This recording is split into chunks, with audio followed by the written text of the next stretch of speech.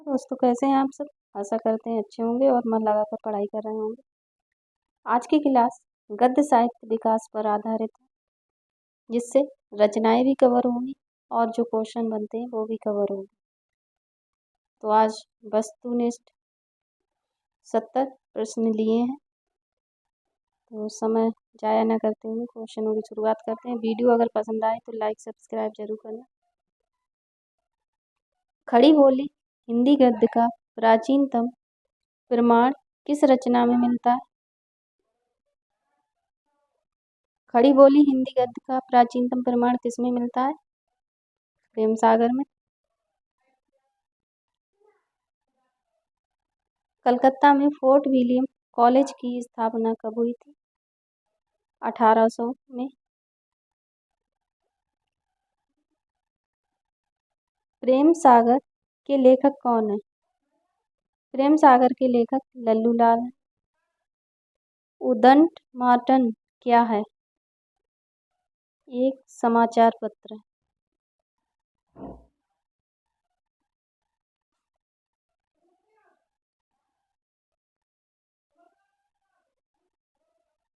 हिंदी का पहला समाचार पत्र कौन सा है? हिंदी का पहला समाचार पत्र उदंड मार्टंड है। खड़ी बोली हिंदी गद्य के प्रचार प्रसार में निम्नलिखित में से किसका योगदान नहीं है? तीर्थ यात्री का नहीं है।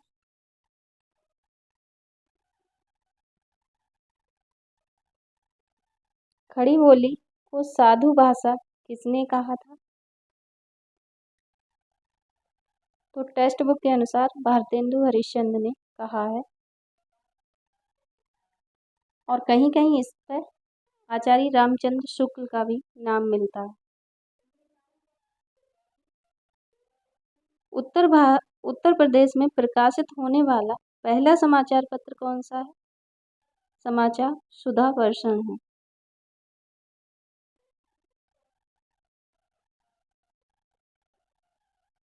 काशी नागरी प्रचारणी सभा की स्थापना कब हुई थी? तो स्थापना कब हुई थी?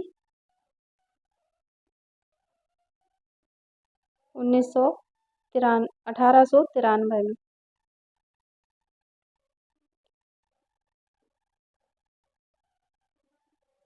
कामता प्रसाद गुरु किस क्षेत्र में प्रसिद्ध हैं?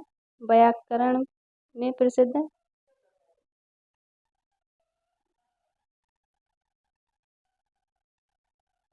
चंद्रधर शर्मा गुलेरी किस पत्रिका के संपादक हैं?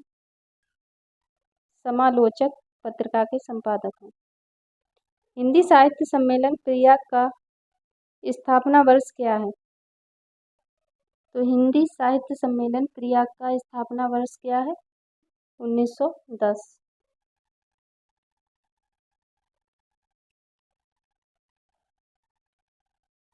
हिंदी का सर्वप्रथम छापाखाना प्रेस कहाँ स्थापित हुआ था? तो ये कहाँ स्थापित हुआ था? टेक्स्ट बुक में तो कलकत्ता दे रखा है, और जब गूगल सर्च किया तो उसमें अजमेर दे रखा था। तो ये आप लोग अपनी सहूलियत के लिए समझें, यहाँ पे राइट आंसर कलकत्ता होगा। हिंदी साहित्य सम्मेलन के संस्थापक कौन है? तो हिंदी साहित्य सम्मेलन के संस्थापक मदन मोहन मालवीय जी हैं।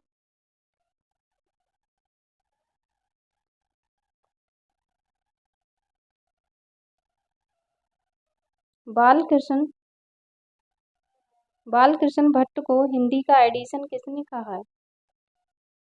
आचार्य रामचंद्र शुक्ल ने कहा है।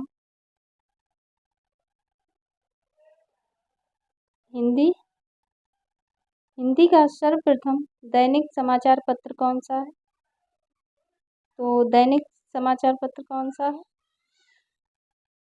बताएं? समाचार सुधा वर्षण। हिंदुस्तान का नारा किसने दिया था? हिंदुस्तान का नारा प्रताप नारायण मिश्र ने दिया था।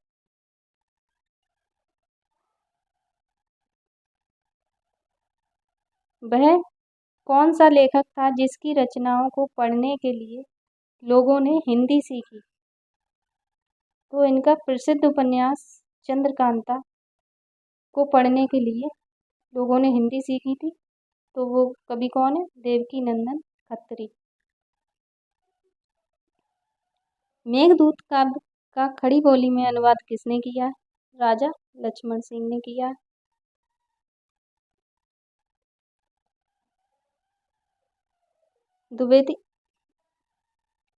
द्विवेदी युग को जागरण सुधारकार किसने कहा था? डॉक्टर नागेंद्र ने कहा है। हिंदी निबंध का वास्तविक उदय माना जाता है, कब से माना जाता है? भारतेंदु युग से।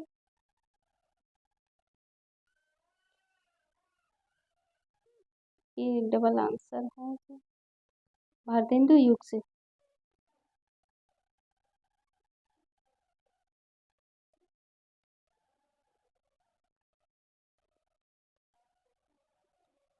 गद्य यदि लेखकों की कसौटी है तो निबंध गद्य की कसौटी है, ये कथन किसका है? ये कथन आचार्य रामचंद्र शुक्ल का है। समाज शैली का प्रयोग किस प्रकार के निबंधों में किया जाता है? तो समाज शैली का प्रयोग किस प्रकार के निबंधों में होता है? विचारात्मक निबंधों में होता है। किस प्रकार के निबंधों को गद्य काव्य कहा जाता है? भाव आत्मक निबंध को। निबंध का अर्थ क्या है? निबंध का अर्थ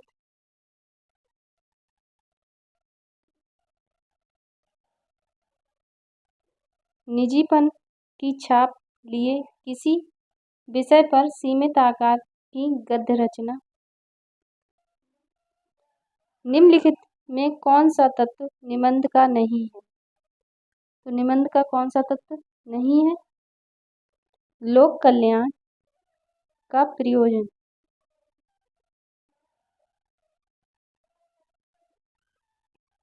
इनमें से कौन सा भारतेंदु युग के निबंधकार हैं?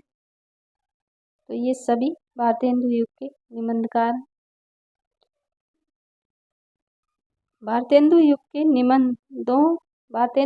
निबंधों की मुख्य कमी क्या थी? तो भारतेंदु युग के निबंधों की मुख्य कमी क्या थी? भाषा में व्याकरण के दोष।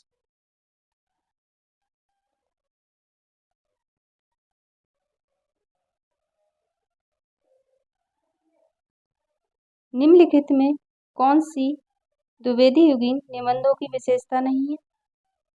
तो द्विवेदी युगीन निबंधों की कौन सी विशेषता नहीं है? बौद्धिकता के प्रभाव से मुक्त, सहजता और सरलता। निम्नलिखित में से कौन से द्विवेदी युग के निबंधकार हैं? तो महावीर प्रसाद द्विवेदी और सरदार पूर्ण सिंह दोनों द्विवेदी युग के निबंधकार हैं। शुक्ल युग के निबंधकार कौन है? शुक्ल युग के निबंधकार ये तीनों हैं, सरदार पूर्ण सिंह, पद्मालाल पुन्नालाल बख्शी, श्याम सुंदर दास। उपरोक्त सभी। निबंध लेखन में रामचंद्र शुक्ल की विशिष्ट देन क्या थी? तो उनकी विशिष्ट देन क्या है? मनोविकार संबंधी निबंध, समीक्षा परक निबंध। तो ये इनकी दोनों विशेषताएं हैं, ए और बी दोनों सही हैं। रामविलास शर्मा श्रेणी के निबंधकार हैं। किस श्रेणी के निबंधकार हैं? ये प्रगतिवादी हैं। हरिशंकर परसाई किस विषय के प्रमुख निबंधकार हैं? हरिशंकर परसाई किसके प्रमुख निबंधकार? हास्य व्यंग निबंध के। द्विवेदी युग में भावपूर्ण निबंधों के प्रमुख निबंधकार कौन है? भावपूर्ण निबंध किसने लिखे? सरदार पूर्ण सिंह ने।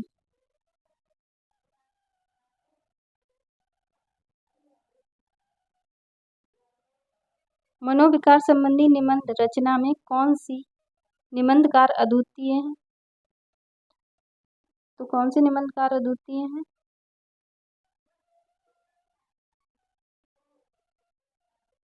कौन से निबंधकार अद्वितीय हैं? रामचंद्र शुक्ल। मजदूरी और प्रेम किस कोटि का निबंध है? तो ये भावपूर्ण कोटि का निबंध है। व्यास शैली किस प्रकार के निबंधों के लिए उपयुक्त है? वर्णनात्मक निबंधों के लिए उपयुक्त है। हिंदी कहानी का विकास कब से मानना चाहिए? तो हिंदी कहानी का विकास कब से मानना चाहिए? 1900 से।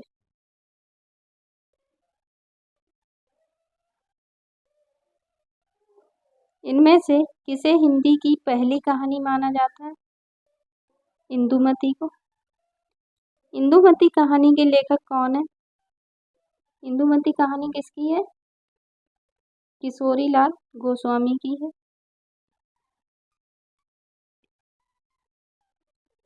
इनमें से किस आलोचक ने इंदुमती को हिंदी की पहली कहानी माना है?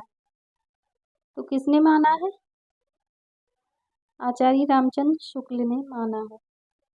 इंदुमती का प्रकाशन पहली बार सरस्वती पत्रिका में कब हुआ था? कब हुआ था? 1900 में।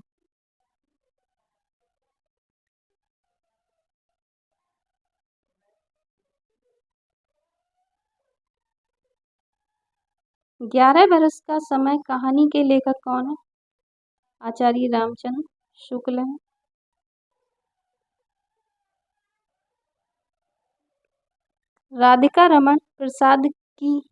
राधिका रमण प्रसाद सिंह की कहानी कानों में कंगना किस पत्रिका में प्रकाशित हुई थी? तो ये किस पत्रिका में प्रकाशित हुई थी? किस पत्रिका में प्रकाशित हुई थी? हिंदू में।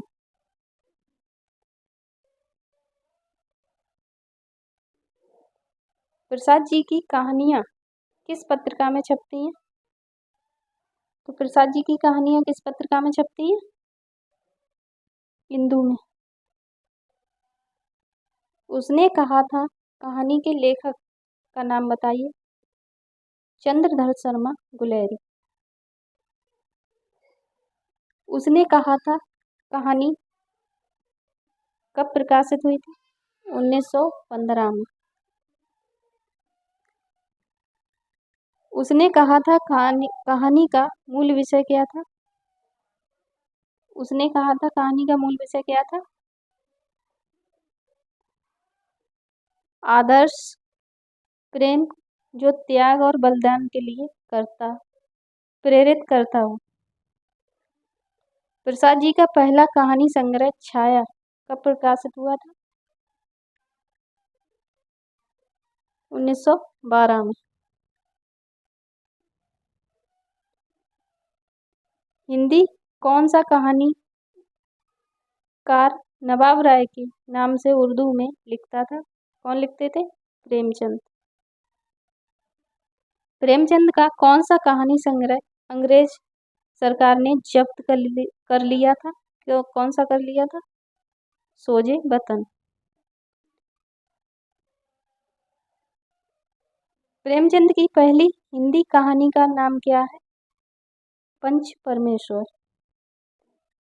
पंच परमेश्वर का प्रकाशन कब हुआ था? 1916 में।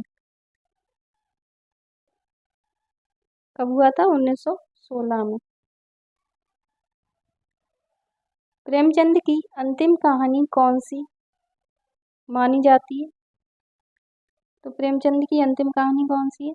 कफन। कफन का प्रकाशन वर्ष क्या है? 1936।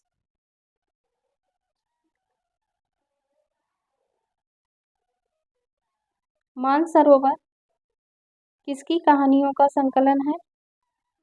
प्रेमचंद की कहानियों का संकलन है। प्रेमचंद की इनमें से कौन सी कहानी आदर्शवादी नहीं है? तो इनकी कौन सी कहानी नहीं है जो आदर्शवादी नहीं है? कफन।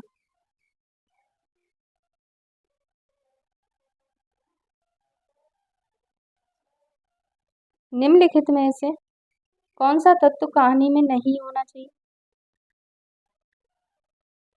कहानी का कौन सा तत्व नहीं है? सौंदर्य चित्रण। आधुनिक कहानी का मुख्य उद्देश्य क्या है?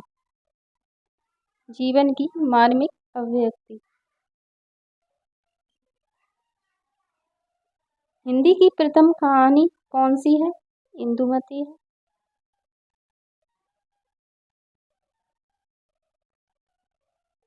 हिंदी कहानी का कलापूर्ण विकास किस युग में माना जाता है?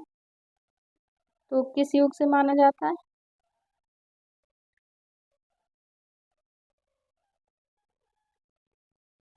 प्रेमचंद युग से माना जाता है।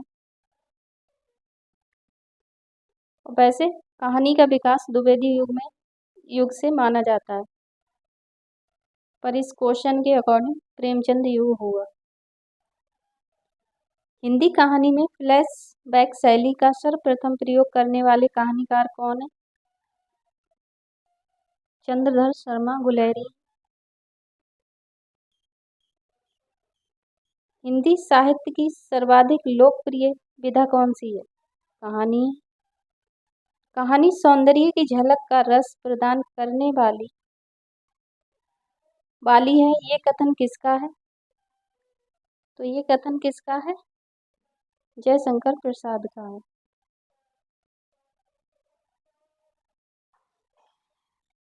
प्रेमचंद पूर्व युग की निम्नलिखित में से कौन सी कहानी आज भी श्रेष्ठ कहानियों में गिनी जाती है?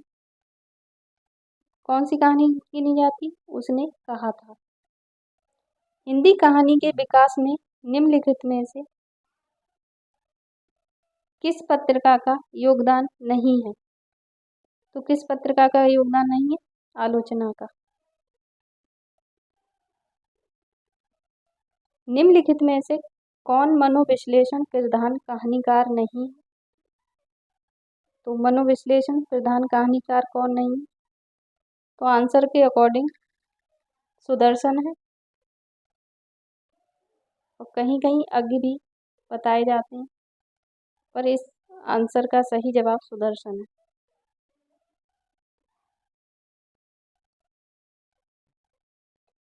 नई कहानी आंदोलन की शुरुआत कब से मानी जाती है? तो वर्ष 1954 से। और इसका आंसर ये भी दिया गया था कि वर्ष 1950 से पूर्व, यानी कि बाद में।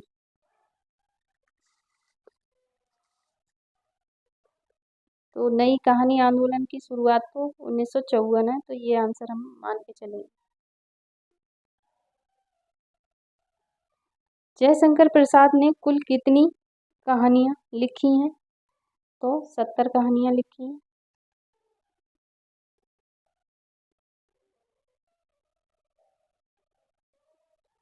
ताई कहानी के लेखक कौन है? ताई किसकी कहानी है? कौशिक की है। तो आज की वीडियो में इतने ही क्वेश्चन थे। आज की वीडियो कैसी लगी कमेंट के माध्यम से बताएं। कोई वीडियो पसंद आए तो लाइक सब्सक्राइब जरूर करें। Thank you.